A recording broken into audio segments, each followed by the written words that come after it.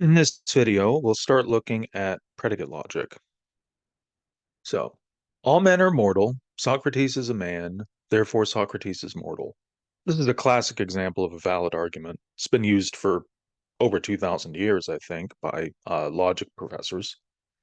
So, let's try to symbolize this in SL.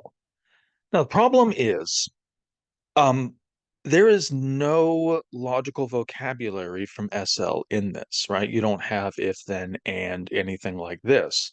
You have all and is, but these are not logical words in SL. So the only thing that we can do with this is represent each one of the sentences here as a sentence letter. But then it's just two sentence letters, therefore another sentence letter. This is not valid in SL. So what this illustrates is that SL is not powerful enough to represent all the logically valid arguments. I mean, there are going to be a lot of valid arguments that we can't actually represent in SL, including classics like this one. Um, this is why we're moving to PL, which stands for predicate logic. This is a stronger logical language. And what it does is it introduces a whole bunch of additional logical operators that let us express more sentences. Um, One of the things that PL actually lets us do is with PL, we move to sentences that can't really be expressed in natural language, at least not in idiomatic natural language. I mean, there is a way of expressing these in natural language, but the way that you do it is you use what is effectively a paraphrase, like the paraphrases that you've been using as this intermediate step in symbolizing things into SL. This is the way that you would speak these sentences of PL in English. So with PL, we get to the point where you actually have expressive power that outstrips natural languages. Um, Now the downside is PL is not decidable. So remember that with SL, there are algorithms that are guaranteed to tell you whether an argument is truth functionally valid or a set truth functionally entails a sentence, right? Or a sentence is truth functionally true, etc. And these algorithms are guaranteed to do this within finitely many steps, right? So SL is decidable. PL is not decidable. There are no algorithms that are guaranteed to do this in finitely many steps. There are algorithms, but they are not guaranteed to terminate. They it's always possible that they will go on forever, and there is no way to determine whether the algorithm is going to run forever or whether it's just going to run for a really long time in this particular case and eventually terminate. So this is the downside of moving to PL. We're going to start in this video by looking at the parts of natural language that PL represents. So first are singular terms. These are words or phrases that uniquely refer, meaning that they denote exactly one thing. So for example, William Lyon Mackenzie King. Dude has four names. Presumably there's only one person who has those exact four names. Another example, actually, interestingly, is Christopher Leapock. Um, Leapock is a very rare name. Everybody who has that last name is fairly closely related to me. And out of those people, I'm the only one who has the name Christopher. So Christopher Leapock does uniquely refer. I am the only person who has that name. The Earth is another example. There's only one object in the universe that is called the Earth. For examples of things that are not singular terms, you can take J. Smith. This is a very common name. There are lots and lots of people who are named J. Smith, right? It doesn't uniquely refer. Chair, there are lots of chairs. Dinosaur, lots of dinosaurs. At least there used to be lots of dinosaurs. Dinosaur now is not really a singular term at all because it just doesn't refer. It used to refer to many things, now it refers to nothing. Singular terms include what are called definite descriptions. These are descriptions that apply to exactly one thing. So, for example, the current Prime Minister of Canada. There's only one Prime Minister of Canada at a time, so that only denotes one thing, right? The author of Lord of the Rings, the book only has one author. So that uniquely refers my sister. I only have one sister. So that's something that uniquely refers. But not, for example, the author of the Logic book. There are three of them. My sibling, this is a very, very old picture, but you can see here, right? I have both a brother and a sister, so my sibling does not uniquely refer.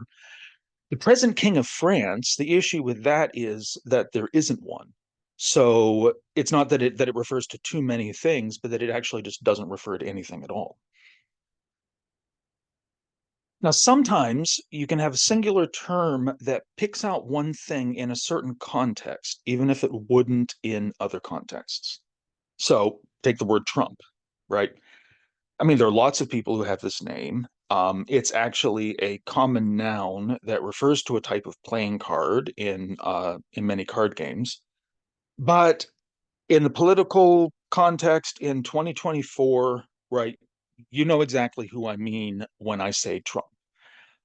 In fact, I got that picture from an image search where not only did I just write the one word Trump, I actually spelled it wrong. And it still knew exactly who I was talking about. For another example, whoops, take the chair, right? So in the context of a university department, if somebody just says the chair, that refers to the chairperson of the speaker's department, right? So if I say, for example, I ran into the chair yesterday afternoon, right? That doesn't mean that I stubbed my toe on a piece of furniture. If I'm saying that at the present day when I'm making this video, what that means is I ran into Jennifer Welchman yesterday afternoon because she's the current chair of the philosophy department.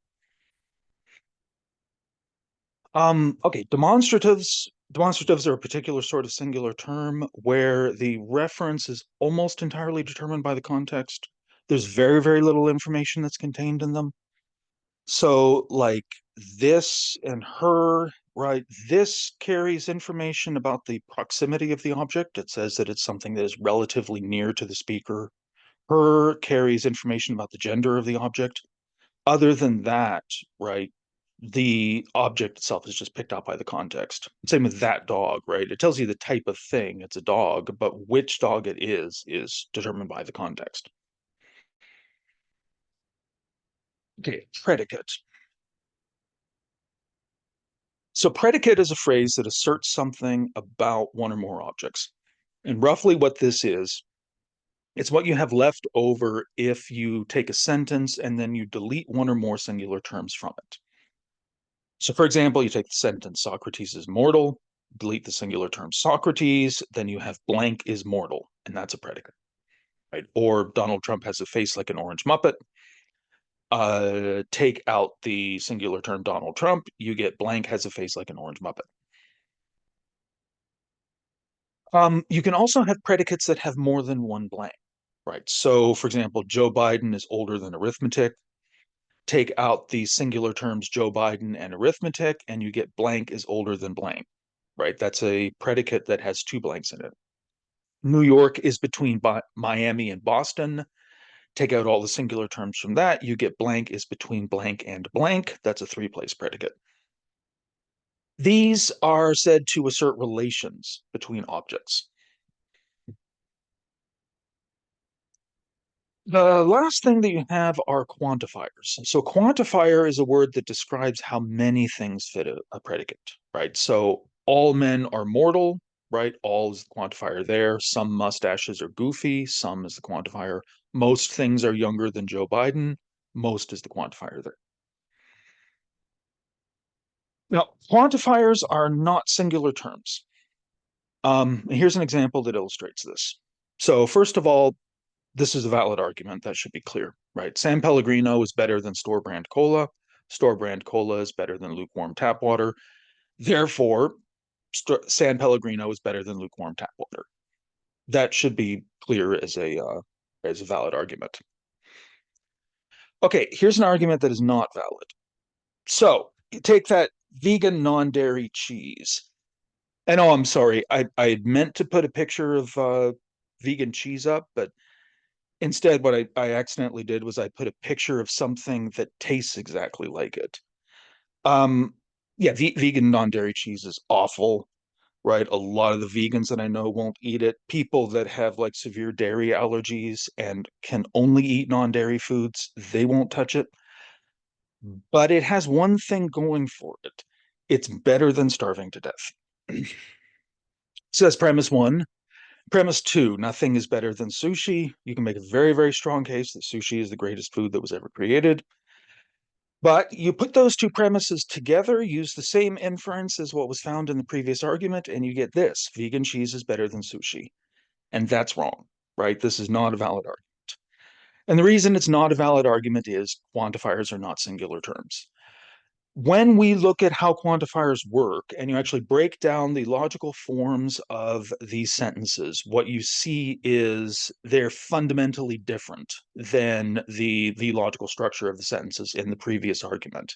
And that's why this is not a valid argument and the previous one is.